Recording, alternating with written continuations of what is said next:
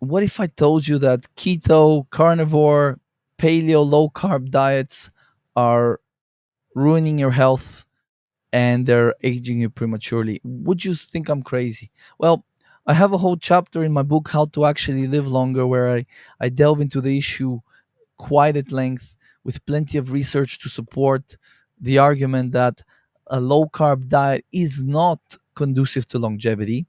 And in this video, I'm just going to share some high level concepts, and then we'll hopefully unpack those in future videos. Because it's a massive discussion. I think the chapter on low carb diets is 1/5 of the book. It's not a very long book. It's 50,000 words. So 10,000 words I devoted to low carb diets. So here's the kind of the basic overarching theme, right? Low carb diets send the signal of starvation to your body. They send the signal of scarcity, of lack, the opposite signal that we want to be sending the body. We want to be sending the body the signal of abundance so that it upregulates higher thought, creativity, altruism, joy. So you sleep well, you're fertile, your libido is healthy. If we send the opposite signal of scarcity, starvation, famine, it's going to start down regulating these non-vital for survival functions. And we don't want that to happen, because then your physical health will take a dip, your mental performance will take a dip, everything will start taking a dip, because the body is prioritizing survival, not thriving. And why how do we know that low carb diets do that though, right? Is there any science? Well, yeah, that's basically so, so if you look at some studies on the ketogenic diet, on if you go on PubMed and start like browsing studies on the ketogenic diet, sometimes the first sentence in the paper will be something like, the ketogenic diet mimics starvation. Like, that's literally what it was designed to do, because they found out that if you restrict carbohydrates alone, just carbohydrates, it signals the same signal as starvation to the body, right? So later on, some like in the 70s, 80s, and 90s, they did more kind of in-depth studies where, for example, there was one, I think it was in the 80s, they put the men on an isocaloric ketogenic diet. So that means they didn't cut the calories, so they were eating as many calories as they were, the days before, except no carbs. And within 4 days, the hormonal profile turned catabolic, right? So certain, hormones that are quote unquote catabolic, or stress hormones like glucagon, started increasing, insulin fell, thyroid hormone was down regulated, right? That means that the metabolic rate is slowing very quickly, right? And there's it's very well known in nutrition research circles, that removing carbs from the diet gives that signal of starvation to the body. That is sufficient. And you might be eating plenty of protein, you might be eating plenty of fat, but you are invariably giving that stress signal to the body with the low carb diet.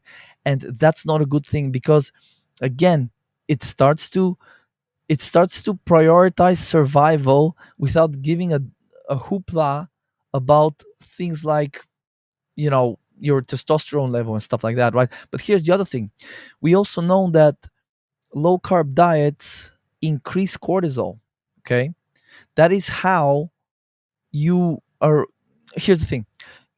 Your brain, your central nervous system needs quite a lot of glucose in a day, and no matter what happens, that glucose will be either created by destroying parts of your body, your lean tissue, and turning it into glucose, or it will come from the diet. But it will get created or used, one way or another, right? There's many pathways to making glucose in the body. So if you cut let's say your carbs down to like 100 grams per day, and it's not low enough that you get into ketosis. So you're kind of in this zone between your, it's low carb but it's not enough to be in ketosis, and it's low carb but and it's not enough to cover your glucose requirements for a full day.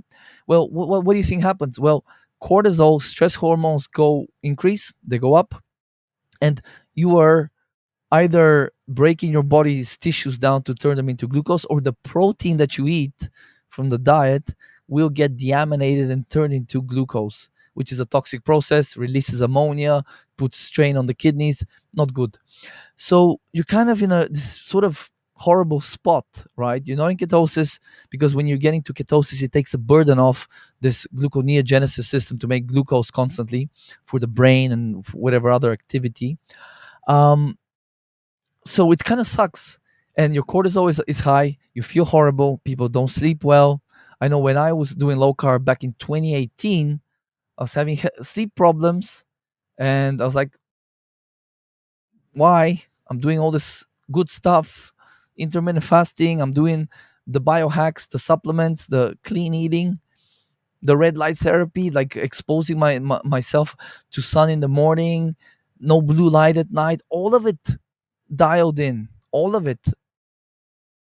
And still, like, I was waking up in the middle of the night, couldn't fall asleep, or I'd wake up at 6 in the morning, couldn't fall asleep, had to get up, running on coffee because then you sleep like crap. And it's because your stress hormones are elevated constantly to make up for this glucose deficit, right? So this is a little, try to keep these videos short. This is a little prelude to the kind of the rest of this mini video series on why low carbs are not good long term. You know, if if you do a low carb diet and through that you clean up your diet and you become more intentional with what you're eating, and you cut out a lot of crappy grains and Twinkies and cakes and whatever other nonsense processed food, that's a great step. But don't conflate the benefits you got from cleaning up your diet with a benefit of the low carb diet per se. That's a big mistake people make when they go to keto or plant based or carnivore. Usually they go from eating badly, well, not great, to becoming more intentional, cleaning up their diet. So when you do that, you could move to high protein, low protein, high carb, low carb, plant based, fruitarian, only meat, only steak. Most of those diets you will feel better because you're removing a lot of toxic crap from your diet. But it's not those diets necessarily, or maybe those diets are a good stepping stone, but they are not optimal for long-term function.